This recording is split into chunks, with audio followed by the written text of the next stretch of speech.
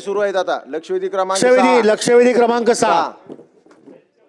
अध्यक्ष महोदय वितरित केल्याप्रमाणे अध्यक्ष महोदय, सन्माननीय सभागृहाला मी सांगू इच्छितो की लाडक्या बहीण योजनेला कुठचाही विरोध नाही आहे, परंतु लाडकी बहीण योजनाची अंमलबजावणी केली गेली त्यात मी लक्षवेधीमध्ये माननीय मंत्री महोदयांना हा प्रश्न विचारला होता की सदर योजनेत शासनाने केलेल्या पडताळणीत महिलांच्या नावाने 14,998 पुरुषांनी दरमहा 1500 प्रमाणे 10 महिने लाभ घेतला, त्यांच्यावरती काय कारवाई झाली?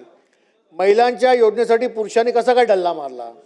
सदर योजनेमध्ये 14,998 पुरुषांची नावे कोणी घुसवली आणि त्याची पडताळणी न करता शासनाने चौकशी का केली नाही? दुसरं म्हणजे 8,000 बोगस लाभार्थी जे आहेत ते कोण आहेत? आणि तिसरं असं आहे की एकूण बोगस लाभार्थीची संख्या 26 लाख इतकी असून त्यापोटी 5,136 कोटी 30 लाख रुपये जे पुरुषांना गेलेत ते सरकार त्यांच्याकडनं परत घेणार आहे काय? आणि मंत्री महोदय, माझ्याकडे जे आकडे असतील ते मी आपल्याला सांगतो, मला करेक्ट करा की या सगळ्या याच्यामध्ये पुण्यामध्ये जवळजवळ 2,04,000 बोगस लाभार्थी सापडले, ठाण्यामध्ये 1,35,300 बोगस लाभार्थी सापडलेत, अहिल्यानगरमध्ये 1,25,756 बोगस लाभार्थी सापडलेत, नाशिकमध्ये 1,86,800 बोगस लाभार्थी सापडलेत, संभाजीनगरमध्ये 1,04,700 बोगस लाभार्थी सापडले, तिकडे कोल्हापूरमध्ये 1,14,000 बोगस लाभार्थी सापडले, मुंबई उपनगरामध्ये 1,13,000 बोगस लाभार्थी सापडले आहेत, नागपूरमध्ये 95,500 बोगस लाभार्थी सापडलेत, रायगडमध्ये मंत्री महोदय 63,000 बोगस लाभार्थी आहेत आणि बीडमध्ये 71,000 आहेत आणि लातूरमध्ये 59,000 आहेत।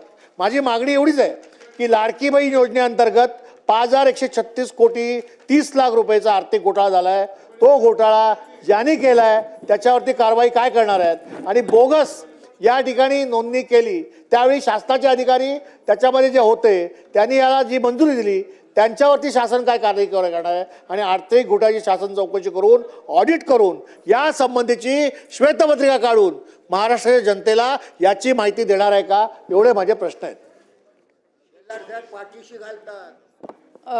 अध्यक्ष महोदय, मला आपल्या अनुमतीने सभागृहाला आणि सन्मान्य सदस्य महोदयांना या ठिकाणी माहिती द्यायची की एकंदर जे काही लाडकी बहीण योजनेचे रजिस्ट्रेशन फॉर्म्स जे आलेले होते ते साधारणपणे 2,63,83,589 इतके फॉर्म्स होते आणि यापैकी साधारणपणे 2,43,82,936 इतके फॉर्म्स हे विभागाने ग्राह्य धरले।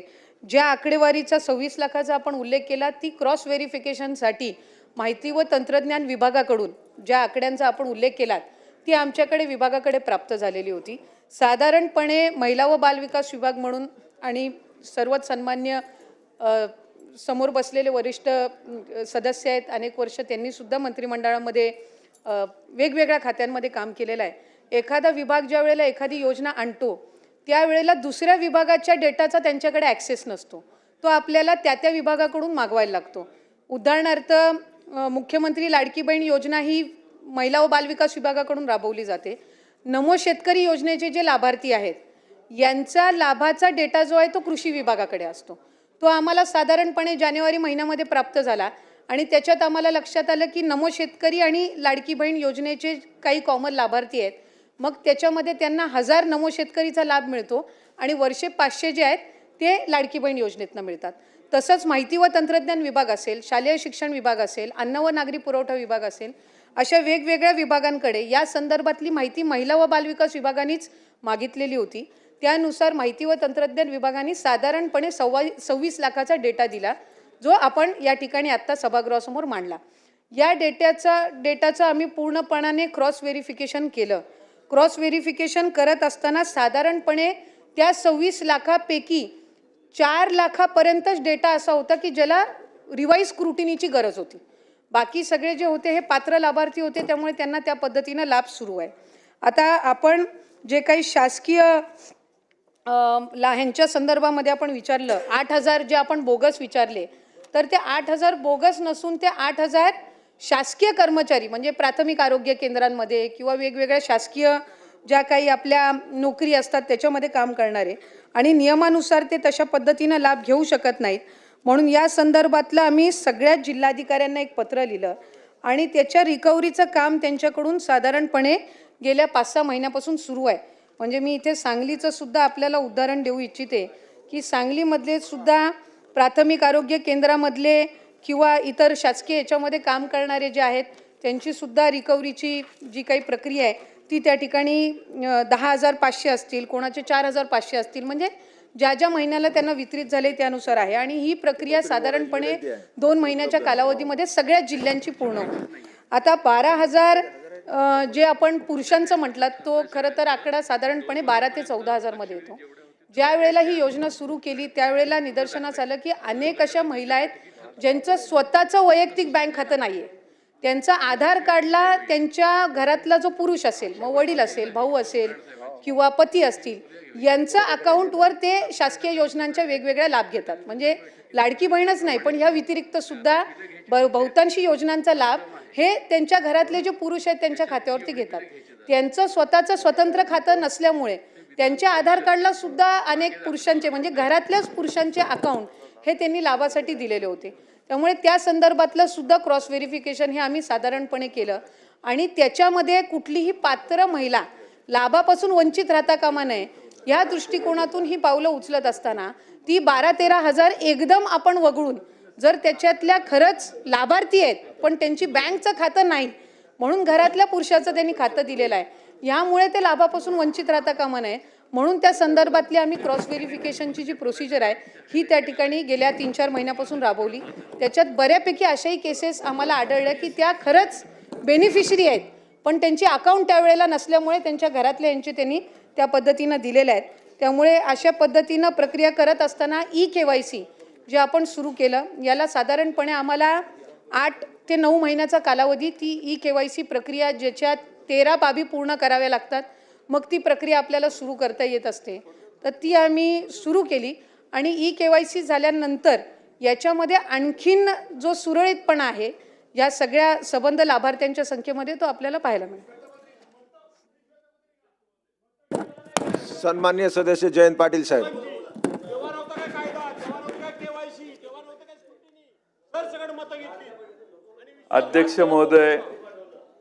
अध्यक्ष महोदय, मंत्री महोदयांच्या उत्तरातच कबुली जबाब आहे. विधानसभेच्या निवडणुकीच्या आधी ज्या घोषणा केल्या त्यामध्ये दुसरा कोणताही लाभ घेतलेला नसला पाहिजे अशी कंडिशन होती का? मग होती तर ज्यांनी असा लाभ घेतला ते अधिक दोषी ठरतात आणि ते दोषी ठरत असतील तर त्यांचे पैसे परत घेण्यापुरतं हे मर्यादित प्रकरण राहणार नाही. तर त्यांना अशी सिच्युएशन असताना मी दुसरीकडून लाभ 500 रुपयाचा घेतोय आणि तरी मी तुमच्याकडून 1500 मागितले आणि ती कंडिशन असेल तर त्या सगळ्यांच्यावर तुम्ही गुन्हे दाखल करणार काय? असं व्हेरिफिकेशन न करणाऱ्या अधिकाऱ्यांच्यावर तुम्ही गुन्हे दाखल करणार काय? आणि तिसरं म्हणजे सन्माननीय एकनाथ शिंदे साहेबांनी काल परवा पेपरला मी काल वाचलं की लाडकी सून योजना चालू करायचं ठरवलेलं आहे. बरोबर आहे? लाडकी सून, सुरक्षित सून, सॉरी मी लाडकी, आता लाडकं काय इलेक्शन असल्यामुळे लाडकं काय करायची गरज नाही, तर सुरक्षित सून अशा योजनेचा समावेश. बरोबर आहे, मी पाठिंबा आहे तुम्हाला माझा कायम पाठिंबा आहे, काही प्रॉब्लेमच नाही. त्यामुळं अशी नवी योजना करण्याच्या आधी अशा कंडिशन्स करा. पण पहिला प्रश्न माझा जो आहे की ज्यांनी असा चुकीचे फायदे घेतले, पुरुषांची नावं देऊन, तुम्ही आता काय म्हणताय KYC करतोय, KYC त्यांना अप्रूव्ह करण्याच्या आधीच तुम्ही करायला पाहिजे होतं. KYC आत्ता करायला लागला म्हणजे का? तर तुम्हाला योजना जड जायला लागली, तुम्हाला ही योजना कमी करायची आहे, तुम्हाला खर्च कमी करायचा आहे, त्यामुळे तुम्ही हुडकायला लागल्या की कुणी डुप्लिकेशन झाले, कुणी जादा बेनिफिट घेतले आहेत, कसे करायला लागले. तुम्हाला हे ज्या कंडिशन्स आहेत त्या नंतर आठवलेल्या आहेत, हे मुक्तपणाने आता मान्य करा आणि आपण आता नक्की कोणतं धोरण स्वीकारणार आहात आणि या सर्वांवर तुम्ही गुन्हे दाखल करणार का याचं उत्तर द्या.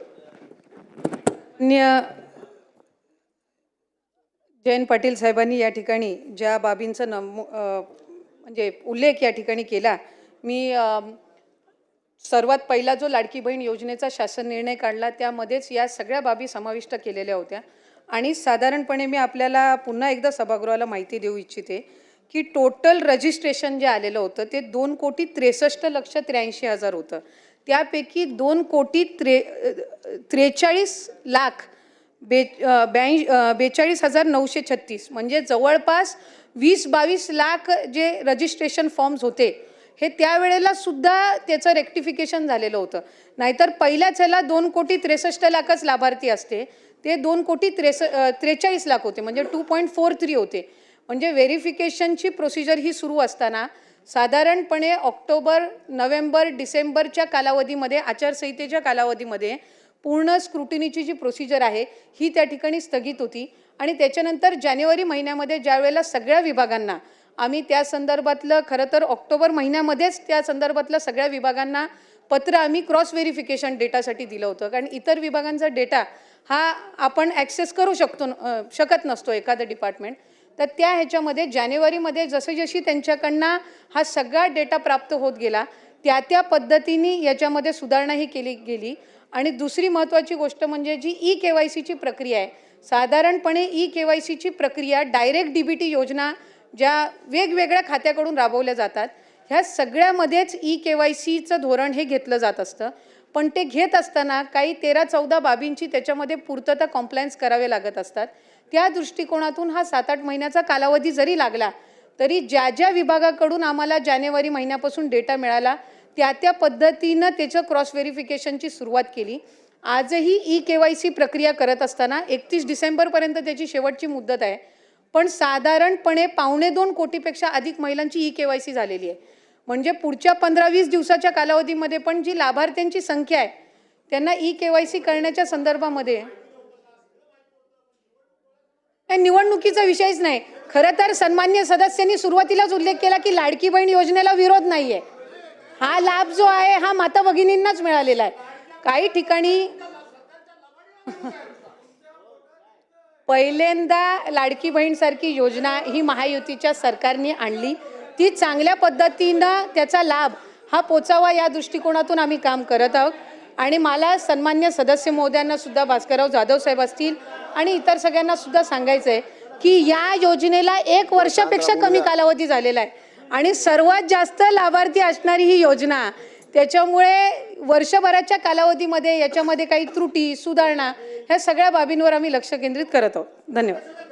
सन्मान्य सदस्य जयंत पाटील साहेब बोला. 2 मिनिटांमध्ये कन्क्लूड करा साहेब. सन्माननीय मंत्री महोदयांनी सांगितलं की KYC करायला बराच 13-14 कंडिशन्स असतात. या कोणत्याही कंडिशन्स या योजना ज्यावेळी जाहीर झाली त्यावेळी लावण्यात आल्या नाहीत. आता तुम्ही लावायला लागल्या. तुमच्या वेबसाईटवर जर बघितलं तर मागच्या महिन्यामध्ये 1,06,00,000 महिला एवढाच आकडा दिसत होता. आपलं म्हणणं असं असेल की आता 1,70,00,000 झालेले आहेत किंवा 75 लाख झाले आहेत. म्हणजे जसं KYC होईल तसं चाललंय. त्यामुळं अर्थ खात्याच्या ते किती तुमचा आढावा घेतात मला माहीत नाही. पण अध्यक्ष महोदय, KYC उशिरा करणं, चुकीच्या लोकांना लाभार्थी देणं आमचा लाडक्या बहिणीला पाठिंबाच आहे. आमचा एकनाथ शिंदे नाही पाठिंबा आहे. काय प्रॉब्लेम नाही ना बघा. त्यामुळं सगळ्यात राज्य सरकार तुमचं येण्या